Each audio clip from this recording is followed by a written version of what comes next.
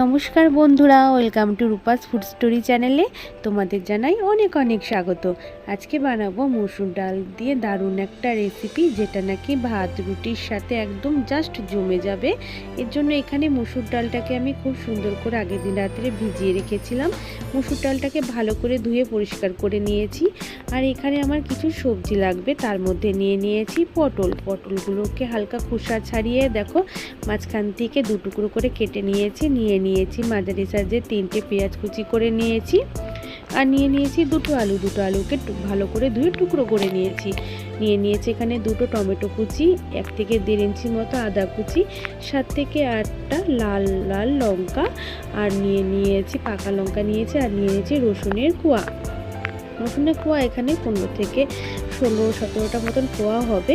তোমরা যে যেমন দিতে পছন্দ করো সেই অনুযায়ী একটু কম বেশি করে দেবে।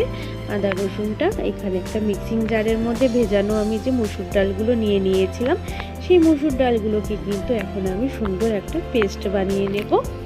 এবার এখানে মিক্সিং জারে তো আমি নিয়েছি মসুর ডাল, আর দিয়ে দিয়েছি একটা লঙ্কা। তোমরা যদি একটু বেশি ঝাল খেতে পছন্দ করো সেই অনুযায়ী এখানে 2 কিংবা 3টে লঙ্কা তোমরা দিয়ে পেস্ট করে নিতে পারো ডালটাকে। তাই আমি দেখো একটাই দিয়ে দিয়েছি লঙ্কা।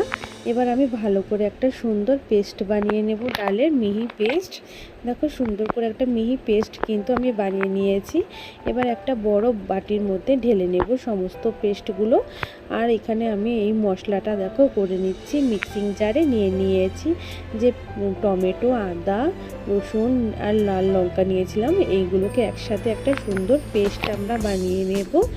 আমি দেখো এটা তোমরা হাতে শিলনোড়াতেও করতে পারো, শিলপাটাতে বা মিক্সিতেও করতে পারো, যেভাবে তোমাদের সুবিধে হয় সেইভাবেই তোমরা করে নিও। দেখো সুন্দর একটা পেস্ট বানিয়ে নিয়েছি। এবার আমরা যে ডালটা বাটির মধ্যে নিয়েছিলাম ডালের পেস্ট, সেই ডালের পেস্টের মধ্যে দিয়ে দিয়েছি লবণ।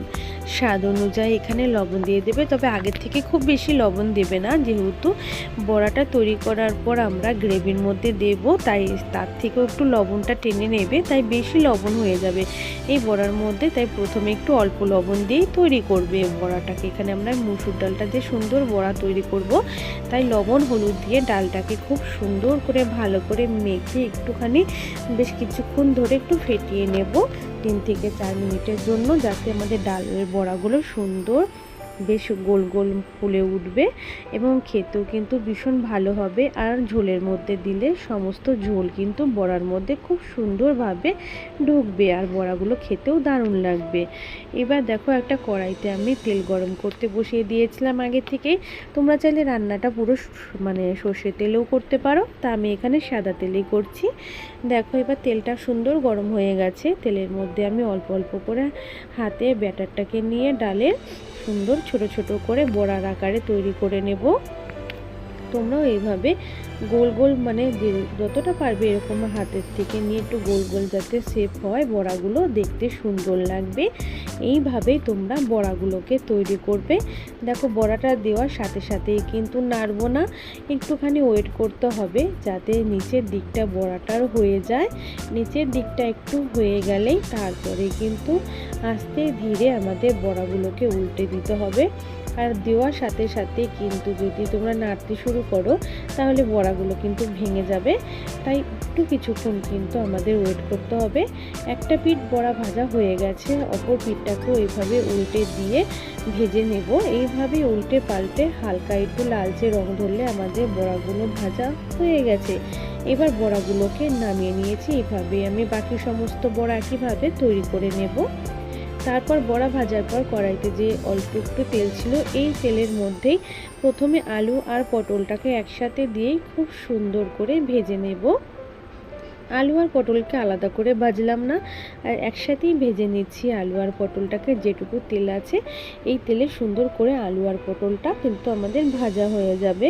তা আলু পটলের মধ্যে দিয়ে দিয়েছি একটু লবণটাকে দিয়ে আবার খুব সুন্দর করে আলু পটলটাকে মিশিয়ে নেব লবণের সাথে। খুব ভালো করে নেড়ে চেড়ে মিশিয়ে নিয়েছি। এবার একটু ঢাকনা দিয়ে রাখবো।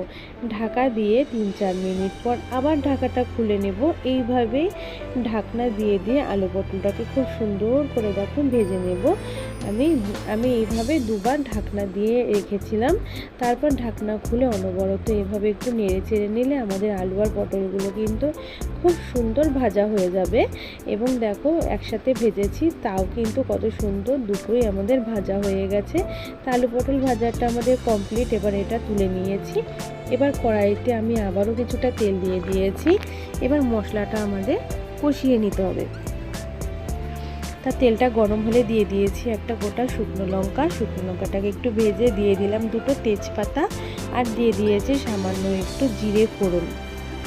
তারপর যে মাঝারি সাইজে 3টে পেঁয়াজ কুচিয়ে রেখেছিলাম, সেই 3টে পেঁয়াজ কুচি কিন্তু এখানে দিয়ে দিয়েছি।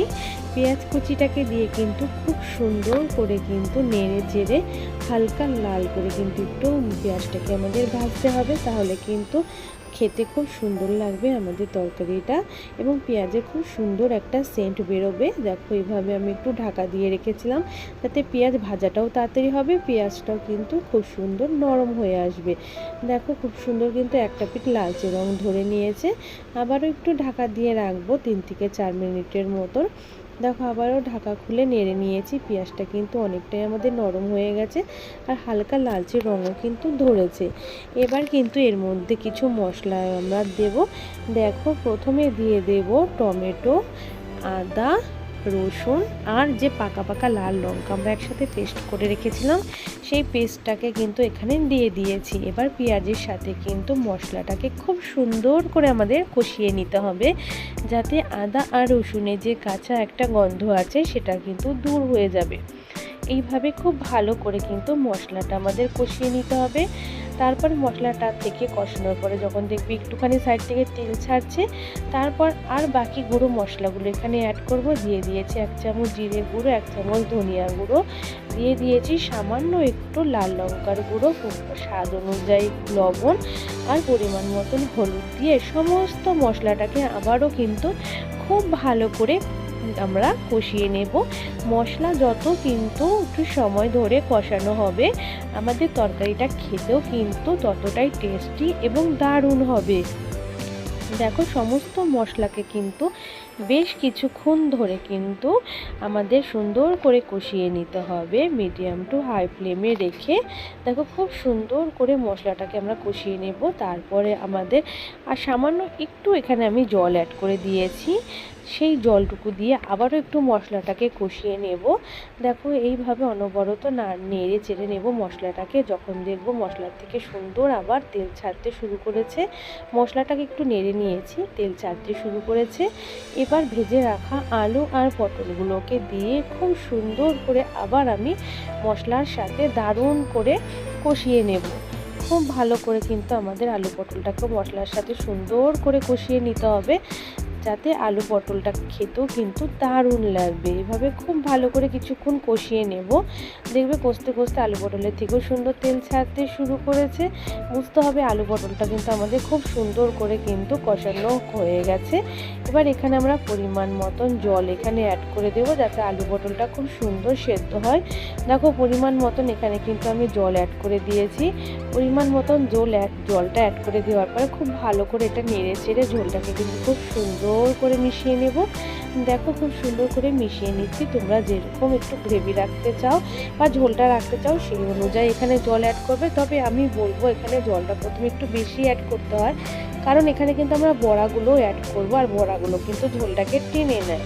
তারপরে দেখো খুব সুন্দর করে আলু পটলটা ফুটতে শুরু করেছে ঝোলের মধ্যে। খুব সুন্দর করে যখন দেখবে ফুটছে ঝোলটা এবং আলুটা একটু হালকা সেদ্ধ হয়ে এসছে, এই সময় আমরা ভেজে রাখা বড়াগুলোকে অ্যাড করে দেব। বড়াগুলোকে অ্যাড করে দিয়ে খুব ভালো করে সুন্দর করে ঝোলের সাথে কিন্তু নেড়ে চেড়ে মিশিয়ে নিতে হবে বড়াগুলোকে। দেখো আগে থেকে বড়াগুলো দিলে কিন্তু একটু ভালো হয়, কারণ বড়াগুলো তো কিন্তু আমাদের অনেকটাই ঝোলটা টেনে নেবে, তাই হালকা একটু বড়াটা ঝোলটা যখন মানে ঝোলের সাথে মিশবে বড়াটা, তখন খুব ভালো হবে। পরে দিলে কিন্তু একদমই ঝোলটা শুকিয়ে যাবে। তাই বড়াটাকে দিয়ে খুব সুন্দর করে নেড়ে চেড়ে নিচ্ছি ঝোলের সাথে। এবার খুব ভালো করে একটু ফুটিয়ে নেব সুন্দর করে, যাতে আমাদের ঝোলটা অনেকটাই গাঢ় হয়ে আসবে। তারপরে দেখো এখানে একটু গরম মশলা অ্যাড করেছিলাম, সেটা তোমাদের দেখাতে পারিনি। কিছুক্ষণ স্ট্যান্ডিং টাইমে রেখে দিয়েছিলাম গরম মশলা দেওয়ার পর। তারপর একটা প্লেটে আমি সার্ভ করে দেখাচ্ছি তোমাদের।